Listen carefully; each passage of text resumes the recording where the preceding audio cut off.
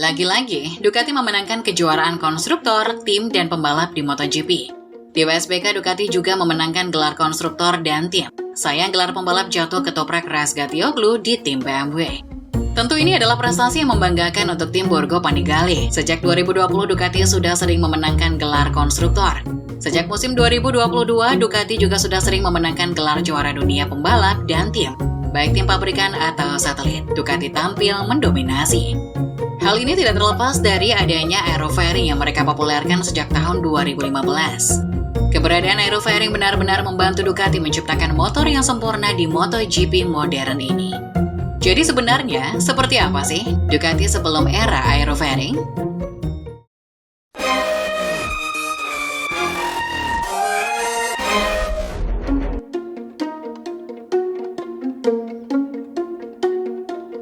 Perubahan regulasi yang terjadi di tahun 2002 menarik Ducati untuk kembali ke lintasan GP sejak era 50-an. Ducati pernah terlibat di era 500cc 2 tak lewat perusahaan sepupu mereka, Cagiva.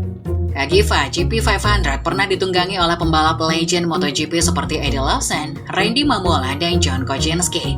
Namun setelah Cagiva mundur pada tahun 1995, Ducati akhirnya memutuskan untuk kembali ke lintasan GP secara mandiri pada 2003. Ducati Desmo Sedici GP03 pun lahir. GP03 lahir dengan teknologi dan ciri khas Ducati yang sangat berbeda dengan motor Jepang yang mendominasi MotoGP kala itu. Motor Jepang biasanya memakai sasis aluminium twin spar, bodi yang kecil dan compact untuk mendukung aerodinamika, dan punya handling yang mudah ditebak. Desmo Sedici GP03 punya sasis steel trellis yang secara teori bisa dibuat lebih ringan dari twin spar. Bodinya bongsor dan sepertinya lebih didesain untuk estetika khas Italia ketimbang efektivitas aerodinamika. Dari sektor mesin, meski menggunakan mesin berjenis V4 yang lazim digunakan, tadinya Ducati ingin memakai mesin V-twin mereka dari Superbike. Ducati ingin memanfaatkan keuntungan berat yang lebih ringan dengan menggunakan mesin bersilinder lebih sedikit. Namun mesin V-twin 90 derajat milik Ducati itu ternyata tidak bisa memberikan tenaga yang cukup untuk bersaing di MotoGP. Apalagi melawan Honda yang memakai mesin V5. Mesin V-twin 90 derajat Ducati akan sangat underpower. Alhasil, Ducati menggabungkan dua mesin V-twin 90 derajat mereka menjadi satu mesin V4 90 derajat, atau mesin L4 khas Ducati. Lewat beberapa keberuntungan, GP03 yang digeber oleh Loris Capirossi dan Troy Bayliss bisa sesekali finish di barisan depan. GP03 mampu 2 kali meraih pole position, 8 podium dan 1 kemenangan. 3 podium diraih Troy Bayliss dan sisanya diberikan oleh Loris Capirossi. Capirossi berhasil memenangkan GP Catalunya 2003 setelah Valentino Rossi melebar dan harus mengejar dari belakang lagi, meninggalkan Capirossi berkesempatan memenangkan balapan. Di klasemen konstruktor, Ducati berhasil mengalahkan Yamaha dan finish di posisi 2 klasemen konstruktor, musim debut yang impresif. Sayangnya, prestasi lumayan Ducati pada tahun 2003 tidak terulang pada tahun 2004. GP04 sebenarnya hanya GP03 dengan sedikit revisi engine dan bodywork. Ketidakcocokan Ducati dengan kompon ban Michelin disinyalir menjadi alasan terpuruknya performa GP04 ketimbang GP03. Ducati bekerja keras untuk membuat GP04 kompetitif, namun Capirossi dan Bayliss baru mampu meraih podium pada 2 seri terakhir.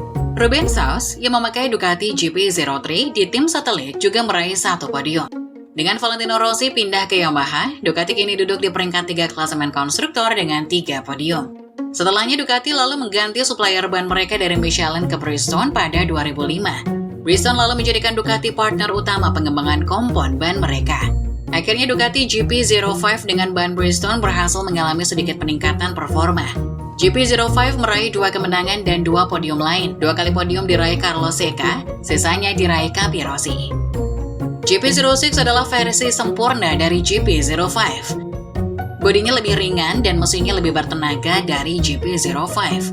Tidak hanya itu, GP06 juga bertambah bagus dalam sisi aerodinamika.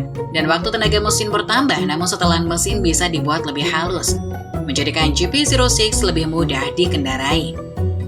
Ducati berhasil memenangkan balapan pembuka musim 2006 di sirkuit Jerez. Loris Capirossi sempat memimpin klasemen sementara sebelum diambil alih oleh Nicky Hayden. Di seri terakhir GP Valencia, Ducati berhasil meraih podium 1-2 pertama mereka di MotoGP. Troy Bayliss yang dipanggil lagi dari WSBK menggantikan CT Gibernau berhasil memenangkan balapan. Loris Capirossi menyusul di belakangnya. GP06 memenangkan 4 balapan dan 5 podium lainnya untuk menempati posisi 3 klasemen konstruktor. Bisa dibilang GP06 adalah motor tersukses Ducati di era 990cc dan kini menjadi fondasi untuk motor Ducati selanjutnya. Ducati memulai pengembangan GP07 jauh sebelum pabrikan lain. Prototipe pertama GP07 bahkan diuji pada bulan Mei 2006. Pada bulan Agustus 2006, Ducati sudah membuat 20 mesin. 20 mesin tersebut berkonfigurasi V4 engine 90 derajat 800cc berteknologi Desmodromic Valve yang dikembangkan dengan basic model 990cc GP06. Saat sesi uji coba resmi yang diselenggarakan sesudah gelaran GP Ceko 2006, GP07 dites oleh pembalap pabrikan Loris Capirossi. Hasilnya Capirossi hanya 1,4 detik lebih lambat dari catatan GP06 yang bermesin 990cc. Jelas performa GP07 ini membuat pabrikan lain ketar-ketir, terutama Honda dan Yamaha. Filippo Preziosi, yang waktu itu menjabat sebagai General Manager Ducati, mengungkapkan bahwa kunci dari performa GP07 ini adalah melimpahnya data mesin Desmodromic V4 yang sudah Ducati kumpulkan pada era 990cc. Dan data itu sangat membantu pengembangan mesin 800cc mereka. Selain itu, Preziosi juga mengungkapkan dengan kapasitas mesin yang lebih kecil, Ducati mampu membuat performa mesin yang lebih seimbang dan membuatnya menjadi lebih hemat bahan bakar. Ini memberikan kami keseimbangan antara performa yang baik dan konsumsi bahan bakar yang lebih efisien. Saat di putaran mesin rendah dan menengah, mesin menyerap power yang lebih sedikit di lubang valve. Dan itu membuat konsumsi bahan bakar bisa ditekan, kata Preziosi dikutip dari Crash.com. Pada akhir tahap pengembangan, Ducati akhirnya melebur 20 mesin Desmodromic 800cc mereka itu dan menciptakan satu motor yang ideal bagi mereka. GP07 pun resmi lahir. Pada akhir musim 2006, Ducati akhirnya memutus kontrak dengan salah satu pembalap mereka, Sete Gibernau. Gibernau sendiri mengalami kesulitan untuk kompetitif di musim 2006 dikarenakan cedera. Karena itu akhirnya Ducati memutuskan untuk merekrut talenta baru, Casey Stoner. Stoner yang datang dari tim LCR Honda waktu itu merupakan pembalap debutan terbaik nomor 2 pada musim 2006. Stoner hanya kalah dari Dani Pedrosa yang membela Repsol Honda. Sebelumnya bersama LCR Honda, Stoner sudah mampu untuk finish di podium.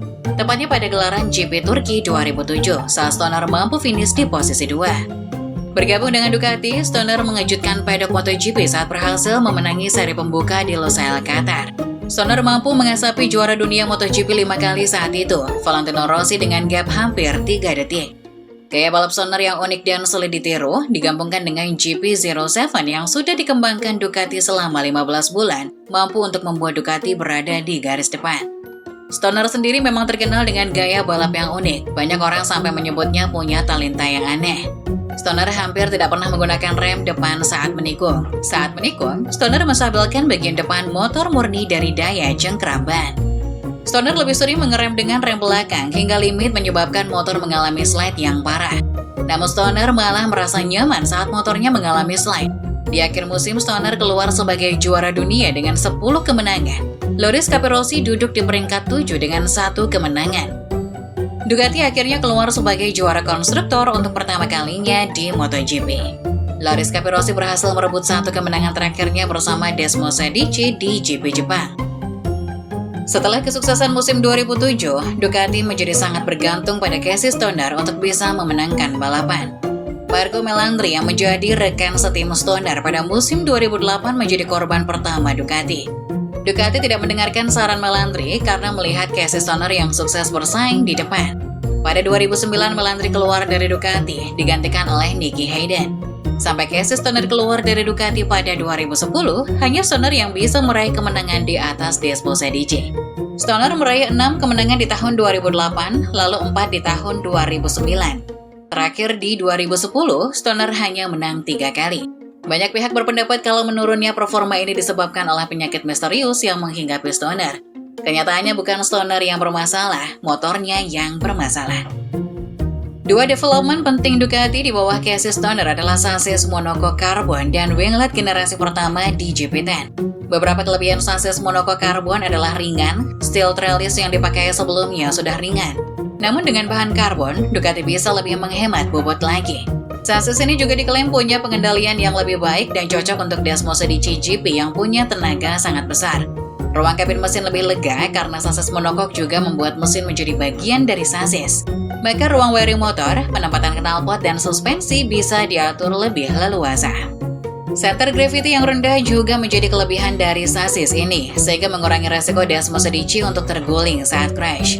Namun ternyata, Ducati perlu hal untuk membuat Desmos Adici menjadi lebih ramah bagi rider. Maka 2010, Ducati menyematkan winglet kecil pada GP10. Walau akhirnya development winglet ini tidak dilanjutkan waktu itu, namun keberadaannya akan krusial di masa depan. Valentino Rossi membalap bersama Ducati selama 2 musim. Sayangnya 2 musim itu hanya membawa banyak luka baik untuk Rossi maupun untuk Ducati. Padahal kombinasi antara Rossi dan Ducati sudah dinanti banyak orang dan penggemar, bahkan sebelum Rossi membela Yamaha. GP11 bersasis karbon sama sekali tidak cocok dengan Valentino Rossi. Rossi dan sahabatnya Uco hanya bisa memuji mesin Ducati yang bertenaga dan bentuknya yang cantik. Selebihnya, motor Ducati seperti bongkahan karbon yang dibuat asal-asalan dan tidak terkoordinasi dengan baik. Bahkan kepala mekanik jenius Jeremy Burgess yang pernah mengembangkan Honda NSR 500, Honda RC 211V, dan Yamaha YZR M1 juga tidak bisa berbuat banyak. Rossi hanya sekali meraih podium pada 2011. Itu pun podium beruntung karena insiden yang menimpa Marco Simoncelli dan Dani Pedrosa di GP Prancis 2011. Seorang Valentino Rossi harus puas finish di P7 klasemen akhir musim 2011. Musim selanjutnya Valentino Rossi berhasil meyakinkan Ducati dengan memakai sasis aluminium Twin Spar. Namun sudah itu saja, tidak ada ubahan berarti dari motor. Baik Rossi dan Nicky Hayden tampil kesulitan di papan tengah. Rossi berhasil meraih 2 podium, 1 podium di GP Prancis dan 1 podium di GP Misano, dua-duanya di P2. Karena performanya yang tidak kunjung membaik, Rossi lalu memutuskan kembali ke Yamaha pada 2013. Posisinya akan digantikan Andrea Dovizioso, Nicky Hayden juga dipertahankan. Desmos Adici GP13 terbukti adalah mimpi buruk. Baik Dovizioso dan Hayden tidak ada yang bisa meraih podium. Mereka bahkan bersaing di barisan tengah dan kerap memperebutkan posisi 8, 7, atau 6. Di GP Prancis, Dovizioso sempat memimpin balapan yang diselenggarakan dengan kondisi hujan itu. Namun begitu aspal mengering, tidak butuh waktu lama untuk rombongan motor Jepang untuk menyusul. Tahun 2013 adalah tahun tersuram Ducati di MotoGP tanpa podium. Satu persatu personil tim mengundurkan diri, Ducati membutuhkan revolusi. Akhirnya Ducati memulai revolusi pada 2014. Gigi Dall'Igna yang ditunjuk sebagai manajer baru Ducati membuat keputusan berani untuk masuk ke kelas Open. Tujuannya tidak lain karena ingin mengembangkan motor FIM dan Dorna, lalu membuatkan kelas khusus bermain Factory 2 untuk Ducati dan pabrikan baru yang masuk ke MotoGP. GP14 adalah motor pertama Ducati yang dikembangkan di bawah komando Gigi Dall'Igna. Daripada menggunakan filosofi Ducati yang lama, Gigi merombak motor sehingga mirip dengan motor Jepang. Sasis Twin Spar aluminium dipertahankan, bodywork diperbaiki dan menghasilkan dimensi yang lebih kompak. Desain ini diharapkan membuat GP14 menjadi lebih lincah. GP14 lalu punya 3 varian. GP14 yang digunakan pada awal musim, GP14.2 yang merupakan update pertama. Update pertama ini Ducati sedikit mengubah dimensi bodi tengah menjadi lebih sempit. Ducati menambah sedikit power mesin dan menyematkan prototype seamless gearbox mereka pada GP14.2 ini. Lalu terakhir pada GP14.3 yang dipakai di beberapa balapan terakhir hingga Sepang tes. Pada versi ini Ducati merevisi sasis dan mengembalikan dimensinya seperti GP14.1. Power motor dikurangi sehingga memberikan delivery yang lebih halus supaya seamless gearbox bekerja dengan optimal. Setelah melihat, mempelajari, dan melihat struktur motor Jepang pada 2014, Gigi dan jajaran petinggi Ducati mengambil kesimpulan bahwa diperlukan cara lain untuk dapat mengimbangi motor Jepang. Tidak hanya pada tenaga mesin, sasis maupun elektronik, sektor elektronik memang tidak menjadi prioritas Ducati, mengingat mereka memakai ECU Magneti Marelli. Ducati kembali memperkecil dimensi motor. Alhasil GP15 lebih kecil dan lebih lincah ketimbang GP14.3 walau belum memakai winglet. Namun masih belum cukup, GP15 masih belum cukup lincah di tikungan. Gigi lalu merevisi konsep winglet yang sebelumnya dipakai di GP10. Winglet pada GP15 itulah yang lalu berkembang menjadi aerofairing sekarang ini. Pengembangan aerofairing ini bisa dikatakan membawa Ducati menjadi penguasa baru MotoGP, menyingkirkan Honda dan Yamaha yang bertahun-tahun ada di barisan depan.